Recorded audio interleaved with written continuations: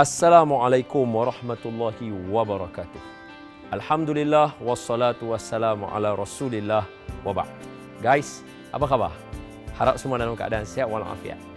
Dulu masa kecil-kecil, biasa dengar ada cerita seorang pekebun yang ada isteri, seorang anak, baby yang dalam buaian dan membela seekor kucing. Kalau saya ingat cerita ini masa kita kecil-kecil, kucing ni adalah kucing yang dibela oleh pekebun ini sejak daripada dia kecil. Jadi kucing ni sangat manja dengan pekebun. Begitu juga dengan isterinya dan anaknya. Macam kita tengok dalam YouTube lah. Kalau kucing dengan baby kan dia jadi macam manja-manja. Until one day, bila mana pekebun itu balik rumah, dia terperanjat dengan melihat kucingnya tadi berlumuran dengan darah. Keluar daripada rumahnya, sambut dia datang. Bila jadi macam tu, apa perkara yang pertama terdetik dalam fikiran seorang ayah yang ada baby dalam buaian? Mesti dia akan sangka, ya Allah, anak aku. Betul tak betul? Jadi pekebun itu seperti orang lain terus lari masuk dalam rumah untuk mendapatkan anaknya, nak tengok apa terjadi. Bertambahlah terkejutnya pekebun tadi bila tengok di buaian anaknya tadi berlumuran dengan darah. Maka terus pekebun itu keluar mengambil sebatang kayu dan memukul kucing tadi dengan sesungguh-sungguhnya, menyebabkan kucing yang dia bela masa kecil mati. Kemudian bila dia mula masuk dalam rumah, pergi tengok anaknya, terkejut dia kerana mendengar anaknya masih menangis. Hal ini membuatkan dia tertanya-tanya, kenapa ada kesan darah? Maka dia telusuri satu persatu dan dia dapati rupanya ada seekor ular berbisa yang cuba mematuk anaknya barangkali, atau mungkin berlega di luar rumah yang menyebabkan bahaya bagi babynya. Kucing tadi telah berlawan dengan ular tadi dan membunuh ular tadi. Pengajaran apa? Ramai orang akan kata, jangan buat sesuatu secara melulu. Betul. On top of everything yang kita nak kata, saya nak kata, jangan cepat marah. Sebab marah boleh mengkaburkan fikiran kita. Guys, saya sebelum kahwin saya tak percaya. Hadis Nabi kata, siapa yang tahan marah adalah yang... Saya tak percaya guys, sebelum kahwin, bahawa orang yang tahan marah adalah yang paling kuat di kalangan kita. Tapi, bila saya dah berumah tangga dan ada anak, then baru saya believe. Marah memang boleh mengkaburkan fikiran kita. Marah boleh menghilangkan kewarasan akal kita. Jangan jadi seperti pekebun tadi. Jadi macam mana kita nak make sure kita tak jadi macam pekebun tadi? Bukan sahaja merenung nasibnya, merenung kelemahannya, dia kehilangan binatang kesayangannya. Malah kalau teruskan 20 tahun daripada kehidupan dia sekarang, bila anak dia besar, sedih dia nak cerita, dia sendiri membunuh kucing dia sendiri.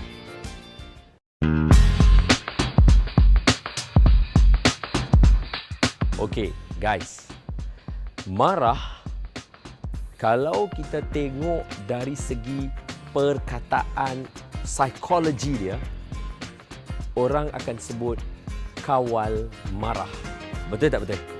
Hanya certain part je yang kita akan kata, jangan marah. Betul tak? Benda boleh bincang, jangan marah.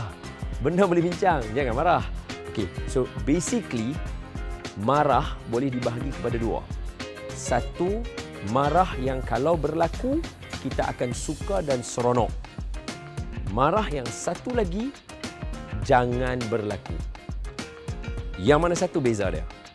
Marah yang dibenarkan, benda yang melibatkan diri kita maruah. Kalau Islam, nombor satu, agama. mesti menyebabkan agama, Rasulullah, Allah, Islam, kita boleh marah. Itu adalah dituntut dalam Islam. Sekiranya melampau. Contoh, orang menghina Allah Ta'ala, orang menghina Rasulullah macam yang berlaku oleh Presiden daripada France, Perdana Menteri dia, ataupun kita kata orang lukis dan sebagainya, memang kita boleh marah, memang boleh marah, memang boleh macam bakak, macam wah marah, memang dibenarkan supaya bagi orang tahu kata kita boleh marah. Ya, supaya benda tu jangan berlaku lagi. Adik kita, orang nak rogol, mak kita, keluarga kita punya maruah, kita boleh pertahankan. Tapi ingat, ini kalau dengan orang yang jahat, bukannya sekadar selisih faham. Ingat, kalau selisih faham adik-beradik, oh maruah keluarga aku nak jaga, nak marah. Dah, relax. Sebab adik-beradik still bukan orang yang patut kita musuhi. Boleh faham So letak you punya border bagi faham. Kalau agama, Rasulullah, Allah, kita jaga. Diri kita, maruah kita, kita jaga. Kawan, yes, kita boleh pertahan. Tapi degree of marah belum tinggi. Kalau kawan kita, orang macam hina kawan kita. Weh, apa weh, aku dengar hari tu Mat buat macam ni, sebar hadis palsu lah apa semua. Kita relax. Weh, hanya kata kat dia, aku kenal dia berapa lama dah daripada hang. Dia tak pernah pun buat benda-benda macam tu. Kita marah, tapi degree dia rendah. Tak perlu tinggi. So, sebab itu, marah dikawal. Bukan kita kata jangan marah. Sebab kalau lelaki yang tak marah langsung, isteri dia keluar rumah, isteri dia dipandang orang, isteri dia bergambar dalam Instagram macam yang berlaku sekarang ni. Ini bahaya. Lelaki-lelaki yang dayus. Dia tak marah, isteri dia bubuh gambar dalam Instagram. Isteri pakai dalam keadaan yang tak proper. Wih, mana boleh? Lelaki mesti kena marah. Bawa keluar gambar tu. Tak boleh. Dia mesti kena marah. Dia kena ada nada dia. Walaupun degree dia tak tinggi. Tapi boleh marah. Dan, satu lagi. Marah yang jangan. Apa dia? Macam dalam cerita P. Ramlee dah. Takkan pasal sampai belacan pun nak marah sampai pancung-pancung. Buatlah cerita lain. Cerita kumbang terbang ke, air ikan laga ke, apa itu.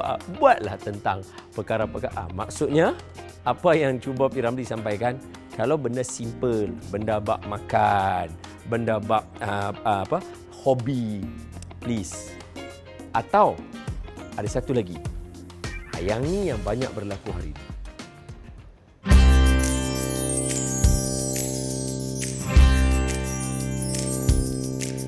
Satu lagi yang kerap berlaku hari ini dan Nabi dah bagi tahu dalam hadis akhir zaman. Apa dia? Siapa yang panjang umur di kalangan kamu, wahai sahabat aku, kamu akan melihat ramainya orang berselisih pendapat. So guys, berselisih pendapat takkan sampai nak kena gaduh. Makan pun kita order berbeza, walaupun kita duduk satu meja, walaupun kita daripada rumah sewa yang sama, walaupun kita daripada sekolah yang sama, walaupun kita daripada rahim ibu yang sama. Makan kita pun berbeza guys. Takkanlah dengan sebab perbezaan yang bukan menyebabkan orang sesat, musnah, kita nak bergaduh. Kita kena dewasa guys. Kita kena dewasa, kena kontrol marah kita. Sebab ingat, bukan kita seorang sahaja ada marah. Orang lain pun ada marah. Betul tak betul? Bukan kita seorang saja boleh marah. Orang lain pun boleh marah. Dan if orang lain marah kita, what you will respond? You akan marah juga, betul tak? You akan kata, benda boleh bincang, takkan nak marah. So, kenapa kalau jadi dekat orang lain, you nak cakap macam tu, you nak marah? So, please, dalam keadaan macam ni, tak sepatutnya berlaku. Especially sesama orang Islam.